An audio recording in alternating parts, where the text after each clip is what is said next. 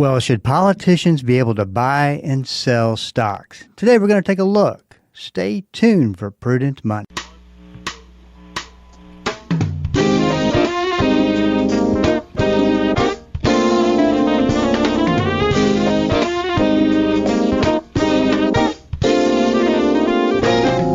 Good afternoon and welcome to the Prudent Money Radio Show. I'm your host, Bob Brooks. Thank you so much for joining me today. You know I do appreciate it. Well, if you got a question for me, I've got an answer for you. Just go to the website at www.prudentmoney.com.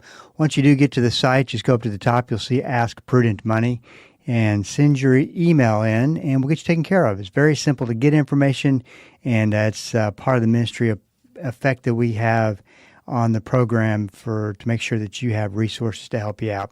That's all at the website, www.prudentmoney.com. Well, every once in a while, I like to take a pause and talk about some questions that I've been getting. And one question, I believe it or not, I get more frequently than other questions, and it's about politicians and buying and selling stock. The question is, Dear Bob, I was talking to some of my family over the holidays, and we were talking about buying and selling stocks and politicians. Not buying, I guess you could be buying politicians. Someone said that they get away with breaking the law all the time. Is this true? Well, unfortunately, there's a lot of truth to it. You also have to look at it from the standpoint of which laws are they breaking. The ones that are for all of us to be following, or the ones that are just for the politicians. And when I say that, of course, that's just joking around. But when I say that, not everybody who's a senator or a House of Representative is doing this. But there's two things that are wrong with the system, the way it's set up. Number one, they deal with highly classified information all the time. That information that you could look at and go, wow, that stock's going to go up because of that, or that stock is going to go down because of that. That's the first thing. The second thing is, why have a system that would create an automatic temptation? And an old pastor of mine, and I'll never forget this saying, because there's so much truth to it. He said, if your head's made of butter, don't sit by the fire. And I've always thought about that. And it's true. If you think you're going to be tempted, get away from it as far as you can. But that's not really the case when it comes to Congress and being in session, the House being in session, and discussing all this very classified, highly sensitive information that could make the difference in some stocks. So you've had a lot of cases. Nancy Pelosi is one that comes to mind. I can't remember if it was, I don't think it was actually through her. I think it was through her husband. But supposedly there was a lot of information traded hands and used to make the buying and selling decisions of stocks. And they made a lot of money. Of course, if you have that ability to do that, you're probably going to make a lot of money. The higher probability of time anyway. So typically what happens is, they get caught, a few news stories comes out about it, they catch some flack from voters, then they are told to stop doing it, and then they go about their day, no punishment, just a slap on the hand. There are such things as called insider trading rules, and the regulators, the SEC, very, very serious about that. And there's for public knowledge, and there's information that's not for the public. If you have access to information that is not for the public, it's sensitive, highly classified information that's not for the eyes and ears of the public, and you trade stock based on that information, then you have broken the law, and you typically serve some jail time. So, but you never, in fact, I don't think I've ever heard of a politician in that situation. Maybe they lose their seat or something like that. But it really comes back to the system. And the rules, the way they're set right now, they have to disclose within 45 days after the transaction. So there's a group, a committee, I believe, that monitors that, and or the SEC monitors it. I'm not really sure, but they have to disclose it within 45 days. And the new push is that they do what's called pre-disclosure, and they have to disclose it 45 days prior, and then they wait 45 days, and then they purchase it. Now, I know of websites that follow the trades of politicians, and they try to give that as advice. I'm not sure that that's working out too well, but that's there. I believe that there is a website that does that. You have a website that does just about everything as it is. I don't think that's the answer either. I think that the answer comes down to not allowing politicians to buy and trade stocks. Now, I know that sounds kind of cruel, but I'm not saying that they're disallowed for the purpose of they can't go into their 401k, they can't go into their just a general investment account. They can't plan for their retirement. I'm not saying that. I think they should be able to do all that, but I'm not totally for sure how many seats. I'm sure this has got to apply to the president. I should have looked this up, but I'm almost positive that this applies to the Fed chair, Jay Powell, that he has all of his information and he has a broker that manages the money for him in what's called a blind trust. And the blind trust read the definition of it, is a financial arrangement where the owner of asset transfers control to an independent trustee without the owner knowing what is being bought, sold, or held. This is done to prevent conflicts of interest, especially for public figures or executives whose decisions could be influenced by their personal finances. And you could really set this up to where it gives them a lot of leeway, but at the end of the day, they've got to trust whoever they've chosen to head all this up for them. And I would think that they wouldn't have the ability to take money out of the particular. I would think there's a lot of checks and balances and a lot of walls up that prevent them from knowing what's going on. However, they've got people taking those roles and fulfilling those roles for the politician. So, I see it this way. They lose that benefit, or parts of that benefit, let me say it that way, because they have the opportunity to be an elected official and sit in the House of Representatives or sit in Congress. I think they all should be subject to a blind trust. Now, what's would be interesting to me is to say, okay, give me a politician that says that's a bad idea. And I don't see any ways at all that could be a bad idea. The only thing is for most people, I mean, that's a lot of trust, but I think if you were to get enough people involved and checks and balances, that you'd probably be okay. The other thing I would do is I wouldn't allow them to trade individual stocks. They would have to trade index funds, and then put a very severe penalty for insider trading. Just it's amazing how easy some of this stuff is to fix. I mean, take term limits, for instance. What's wrong with the max that a politician can be in office? 6 to 8 years is a long time to influence. If that was really what they were there to do, and not be a career politician. But once again, remember, head made of butter, sitting by the fire. There's a lot of perks that come with being a politician, a lot of power that becomes being a politician, and politics rules the day, or it always seems like it does. Hey, this is Bob Brooks, and you are listening to the Prudent Money Radio Show. Thank you so much for joining me today. You know I do appreciate it.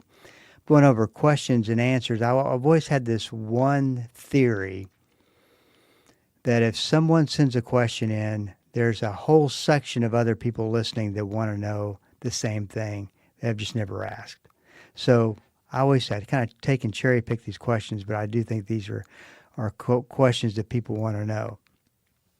It says, Dear Bob, I have been hearing more and more about IRA conversions. It sounds like a good deal. Is it something that is always a good deal for investors, or something that I should really look into to make sure it fits for me? Well, the last question is always the right one. I mean, is it a fit? Is it something that it works with your values? Is it something that works with your overall finances? Does it give you enough benefit?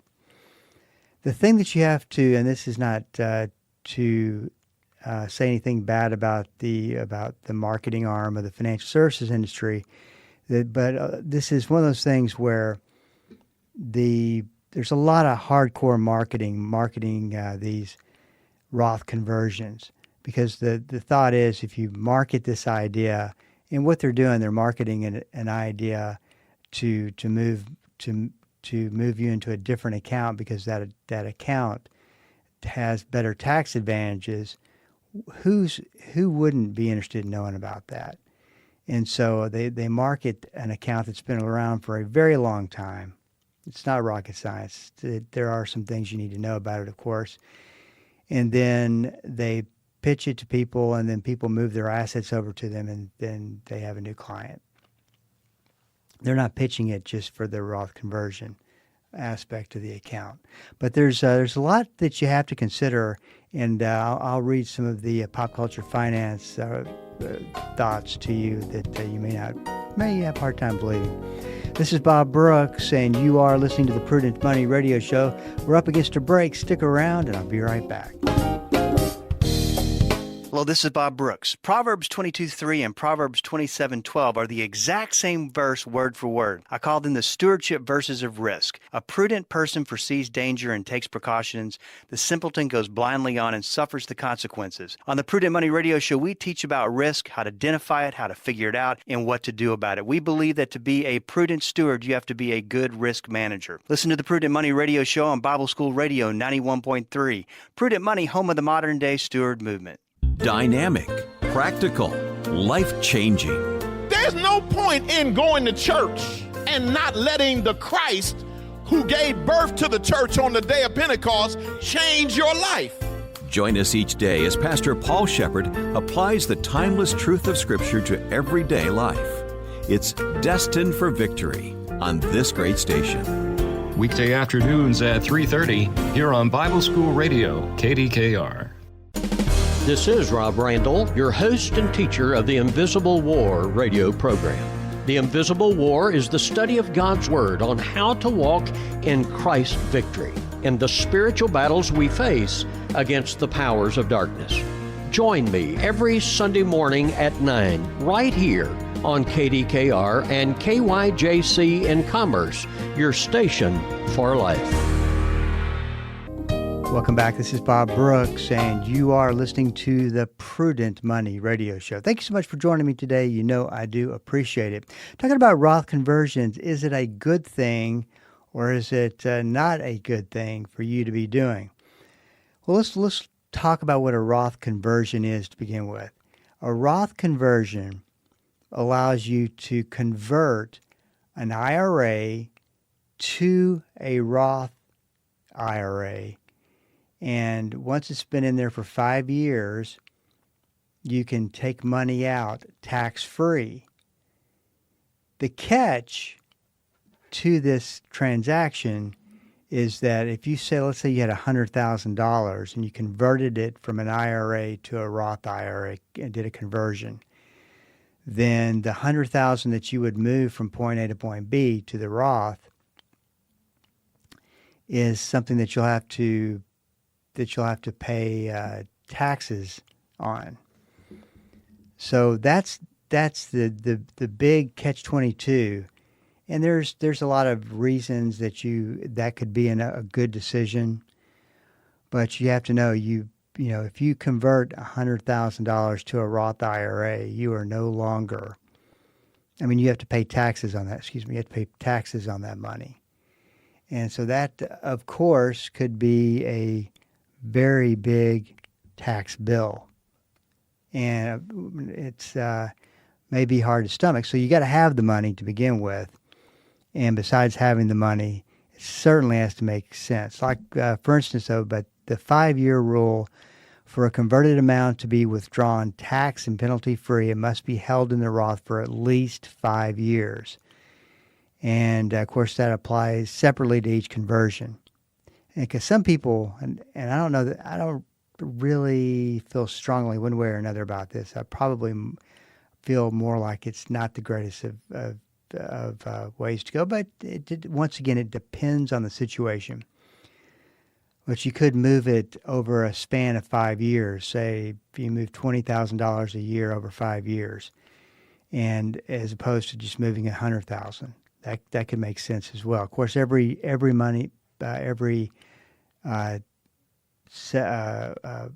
percentage of dollars that you move is a brand new 5-year time period.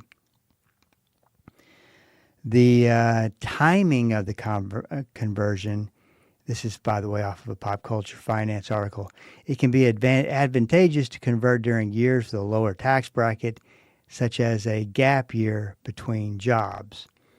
So say you start the year out with a job and you get laid off, and what doesn't make any sense to me about this, the timing, this tip is that if you're laid off, you're probably, even though you're not getting paid, you're probably spending down your assets, meaning that you're going to spend down the money that you would take to pay the taxes.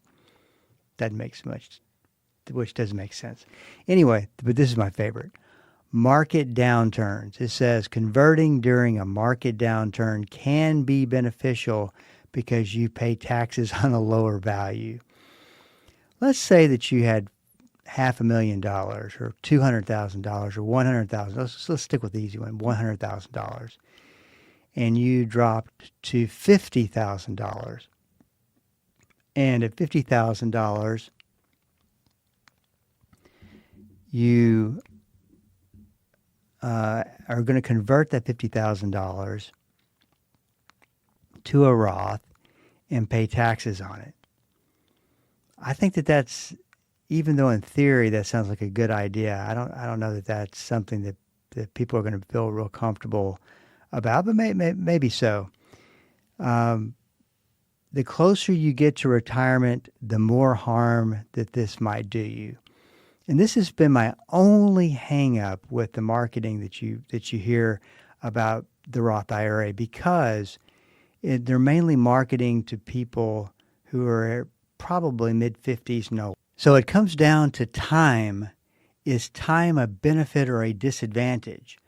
Because if, let's say, I think the majority of people, at least the marketing material that I've seen, is it's gearing towards that person who's in retirement, which is an interesting concept. But they would have to meet certain criteria and be in a situation that this would be a big advantage, or just not do it. Because here's where the problem comes in, is that if you're going to take $100,000, let's go back to that example.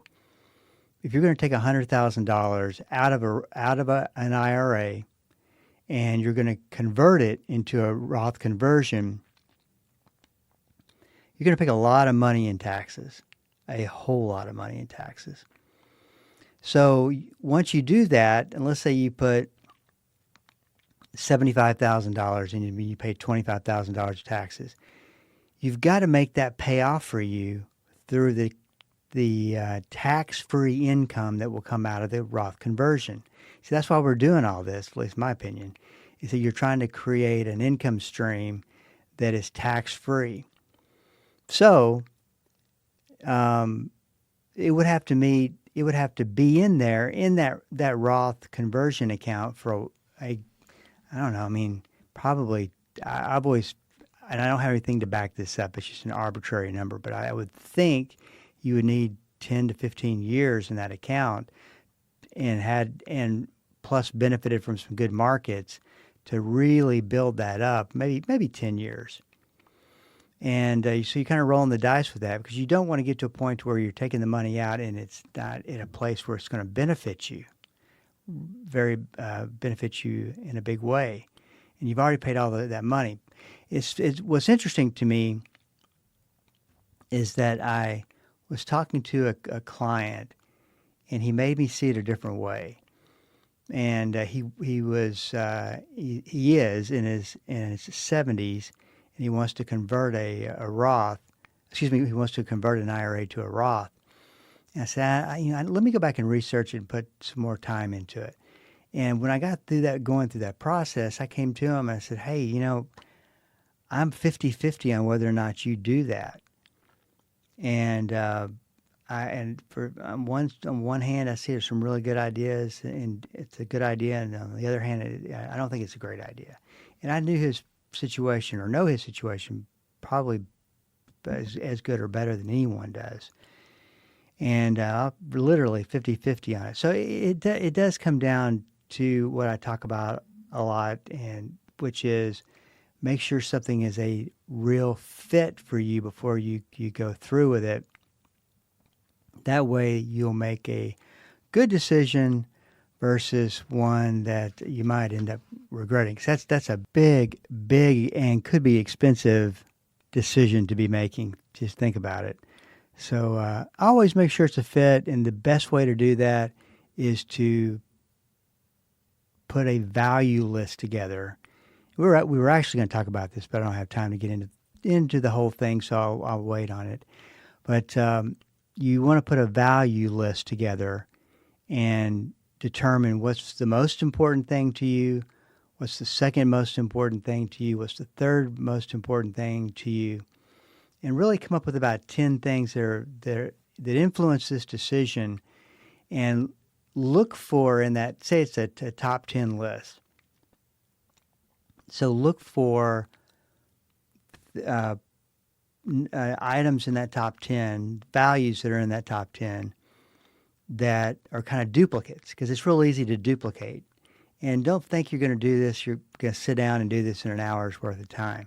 I would leave plenty of time, days, weeks, unless you come up with a solid answer. And most importantly, and we will be talking about this, financial decision making, because I think it's just so very important. And it's a skill set. It's one that you really learn. I think as Christians, we have a definite advantage to be able to pray about it and to really bring God into the conversation like we should always do when it comes to money. Well, anything in our life, obviously, but we're specifically talking about money. And what you're looking for is that sense of peace. And that process involves you doing your work and making sure that you're just, it's not about just praying about something, sit around and not do anything, not try to learn anything, not try to do your part. It's about doing your part so that you can see what God's showing you. That's the only way you can do that.